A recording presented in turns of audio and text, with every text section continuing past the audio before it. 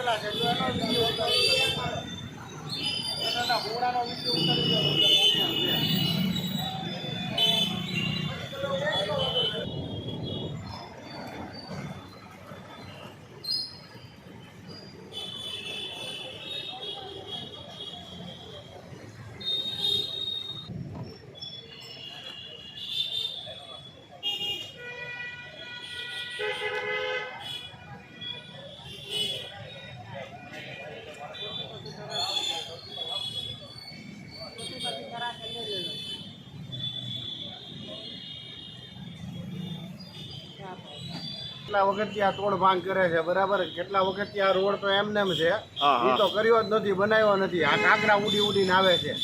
ઓલા drainage વિભાગ ત્યારે line પહોંચી ને ત્યારે જો ઓલા મજીદભાઈ કરીને છે ને એને કાંકરો આંખમાં વાગ્યો હતો ને આંખ ફૂટી ગઈ હતી અને આ કમિશનર જવાબદારી લે। આ બધા પતરા ઉડી ઉડીને દુકાનમાં આવે છે। આ કેદુનો અઢી મહિનાથી ઉપર થઈ ગયું એ આગળનો રોડ તો એમને એમ જ છે, એ કાંઈ કર્યું નથી તો આ પાછું ખોદે છે।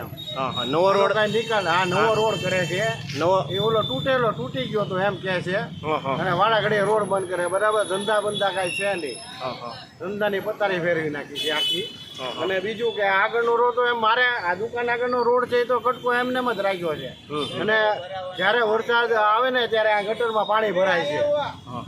જ્યારે જેટલી વાર વરસાદ આવે એટલી વાર પાણી ભરાય છે એમ, ત્યારનું કાંઈ થતું નથી, એનો નિકાલ નતો આવતો। મ્યુનિસિપાલિટી વાળાને બોલાવ્યો તો આ ઓલું જો તોડી નાખ્યું છે અંદરનું। એ તમારી શું રજૂઆત છે? અમારી રજૂઆત એ છે કે આ જલ્દી કરે, જે છે એ જલ્દી કરે, આ બધું અઢી બેઠા છે અમે।